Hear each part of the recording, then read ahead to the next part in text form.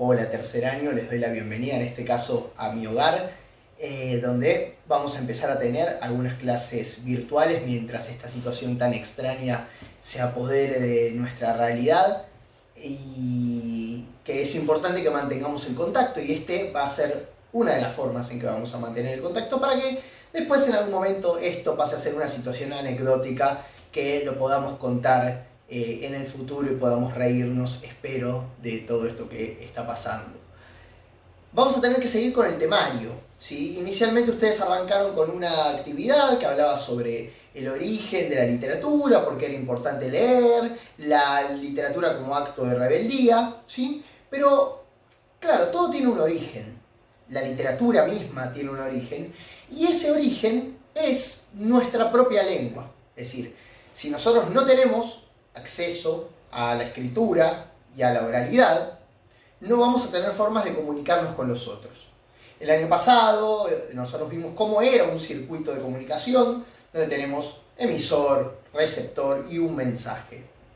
Ese mensaje, a lo largo de los años, va perfeccionando la cuestión del lenguaje en tanto y en cuanto los circuitos de la comunicación se van aceitando. Pero vamos a tener que remontarnos al origen del castellano, que es el tema en sí de la clase, en este caso, para poder recordar que el castellano, que bien lo dice su palabra, el castellano que viene de Castilla, el que nosotros hablamos, tiene un origen. Pero claro, nosotros estamos en América, en Argentina. Estamos hablando de que hablamos una lengua que tiene su origen en una ciudad española. ¿Cómo llega esa lengua hasta acá? Bueno, eso es lo que vamos a ver. Y claro, el cuadernillo, que espero lo tengan, ¿sí?, es el que nos da las respuestas en sus primeras páginas. Ese cuadernillo original está lamentablemente en la fotocopiadora, al cual yo no tengo acceso por la cuarentena total. Por el momento yo tengo algunas primeras hojas justamente de ese cuadernillo que por suerte me han quedado, para poder empezar a repasar estas cuestiones. Todos sabemos que en Occidente la historia la tenemos de antes de Cristo y después de Cristo, como una especie de quiebre en la línea de tiempo. Bueno, para poder hablar del castellano tenemos que hablar de las distintas invasiones que ocuparon las tierras, primero de Europa, España, y luego de América, para poder llegar al origen de por qué nosotros hablamos castellano. Vamos a ir al año 218 a.C. Ahí los pueblos prerromanos ocupaban lo que es la península ibérica, ¿sí?, España, Portugal. Y claro, los romanos, que son los que van a invadir en ese momento, le dieron el nombre de Hispania. Hispania significa tierra de conejos. Los romanos sí tenían costumbres muy brutales, por eso siempre fueron de alguna manera los, ¿cómo decirlo?, los despreciados, ¿sí?, los seres despreciables de Europa. ¿Por qué? Porque se decía que eran brutos y violentos por debajo, obviamente, de los griegos, que eran los seres intelectuales, los sabios.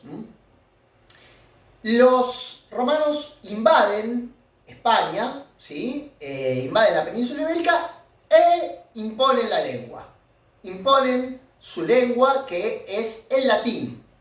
El latín se divide en dos formas: el latín clásico y el latín vulgar. El latín clásico era aquel que hablaban solamente los letrados, es decir, los que tenían acceso a la educación, los monjes y la gente de las altas clases de ese imperio. El resto tenía solo acceso al latín vulgar, que era aquel que se hablaba, ¿sí? No tenían manera de escribir, no tenían acceso a la escritura. Es decir, que ese latín vulgar provocaba que las palabras puedan variar de ciudad en ciudad, depende de la lejanía, porque la comunicación obviamente no tenía nada que ver el transporte de esa época, se imaginarán, con el transporte de hoy, con la fluidez de la comunicación. Ahora, cuando el Imperio Romano cae, que ahí tenemos el problema, ¿sí?, va a caer y también va a quebrar el latín. al latín vulgar y al latín clásico, obviamente. Los romanos son invadidos por los germanos, también llamados bárbaros, ¿sí? Los pueblos germánicos o germanos o bárbaros eran llamados así por lo brutal también de su condición. A la caída del Imperio Romano, sí, que comienza su decadencia en el año 476 después de Cristo, tenemos 500 años de historia ahí en el medio. Estos invasores que vienen desde el norte de Europa no imponen su lengua, dejan fluir el latín, pero claro, los términos germánicos van a provocar que el latín vulgar empiece a mutar de alguna manera. Y ese latín vulgar que va mutando da origen luego a las llamadas lenguas romances, o sea, del latín al español, podríamos decir.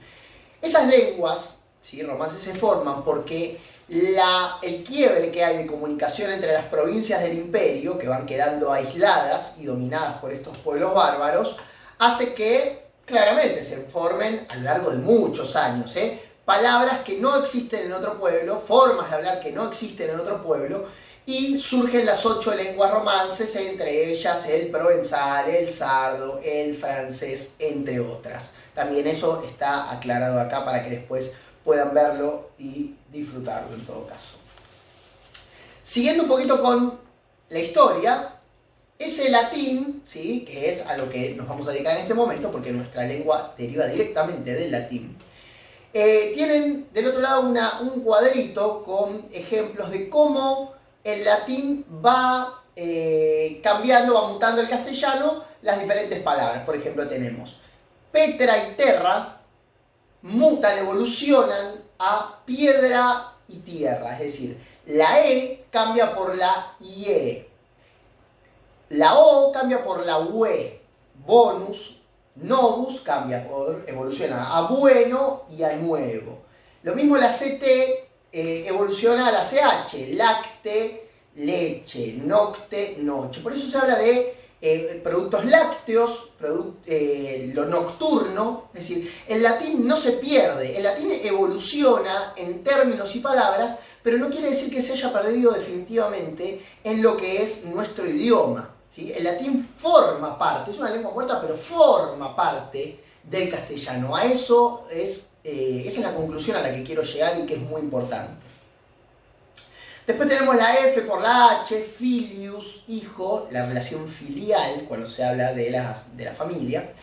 La farina pasa a ser la harina, productos farinados.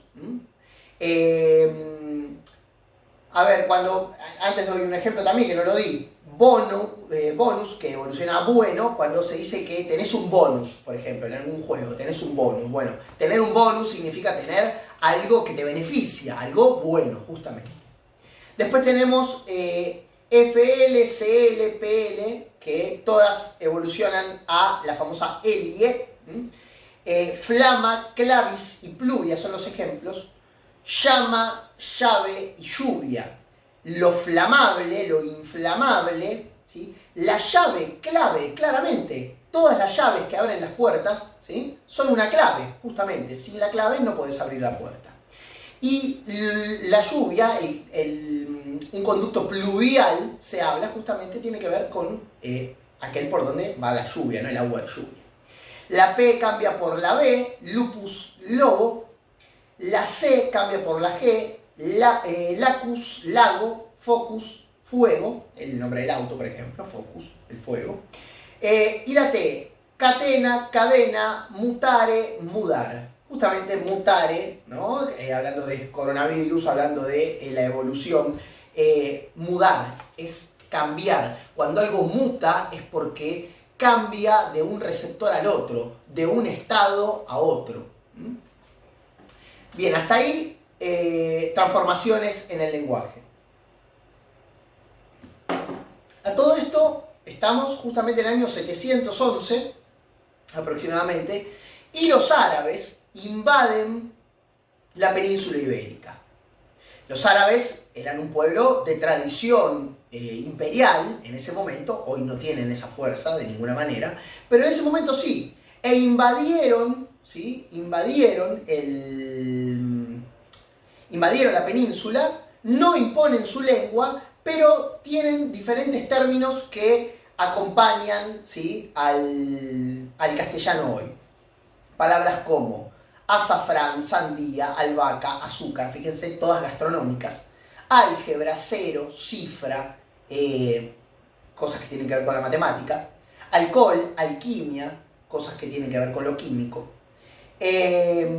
Atalaya, mezquita, azotea, alcantarilla, cosas que tienen que ver con lo arquitectónico. Ahí tenemos otra cualidad importante, ¿sí?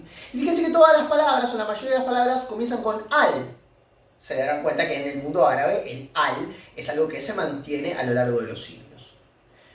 800 años después, ¿sí? Prácticamente 800, 700 y pico de años después, en 1492, que coincide con el descubrimiento, entre comillas, de América por Cristóbal Colón, se da lo que es la expulsión final de los árabes, la reconquista española de sus tierras y la gramática castellana, el primer libro que define lo que va a ser la gramática castellana, que es de Antonio de Nebrija, donde se queda por escrito los términos de ese castellano, que es el que se va a terminar utilizando acá en América Latina. Hasta acá la historia. 1492, año de quiebre, los castellanos que llegan, ¿sí?, luego van a esparcir acá en América Latina ese uso del castellano, que luchará contra los términos de los pueblos originarios y toda la evolución que conlleva a lo largo del tiempo un lenguaje. Estamos hablando de 1492-2020, ¿no? Bien, esto es todo respecto de la evolución, ¿sí? Después tenemos una página más que habla sobre los términos americanos que han quedado. Eso quisiera que lo vean ustedes porque son simplemente palabras que fueron quedando. Ya hablamos de gastronomía, de lo arquitectónico, bueno, de entre otras cuestiones que han quedado de esas lenguas americanas, ¿sí? Después voy a poner la actividad que van a tener que hacer respecto de esto para trabajar. Bueno, hasta acá la clase, espero que no los haya aburrido, que lo hayan podido disfrutar, que hayan tenido el material a mano para poder seguirme, y estaremos subiendo otros videitos a lo largo de las clases que nos van correspondiendo. Los saludo, un afecto muy grande para todos.